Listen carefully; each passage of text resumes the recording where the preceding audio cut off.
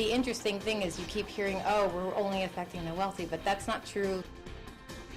Deadlocked in D.C., how the fiscal cliff mess could affect your money.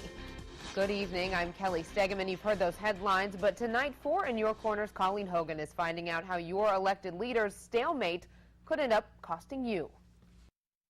Even if our elected leaders won't act, tax experts say you should to make sure you keep as much money as you can in your pockets ahead of this fiscal cliff fiasco. How's that for an early Christmas gift? Get ready, tax expert Mary Feichthaler says.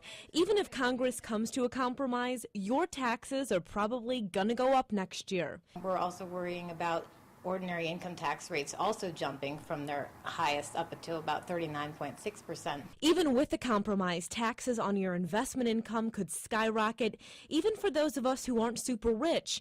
And those itemized deductions many of us rely on to lower our tax bill to Uncle Sam, things like sales tax and even mortgage write-offs, could go away. That would be a huge change. And you might have to hold out for your tax refund check. The IRS has gone on record saying right now, they're afraid they're not going to be able to accept tax returns from many people until March because they won't be able to get their systems up in place if there are any changes. So why the deadlock in D.C.? President Obama and House Speaker John Boehner met today to talk, but no progress was made.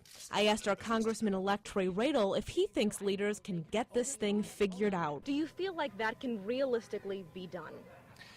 I do. It's just going to be a matter of what happens. Radel is hopeful a deal will be reached by Christmas. Where I think that the middle ground can be for both parties is to, in fact, close up a lot of the loopholes and deductions to bring in revenue for the government, but it needs to be matched by spending cuts. What's wrong with the rich being taxed a little bit more? When you raise what is called a marginal tax rate, you are going to raise it on not just the ultra rich, but small businesses. And if you want to kill jobs right now in this terrible economy that we have, there's no better way to do it.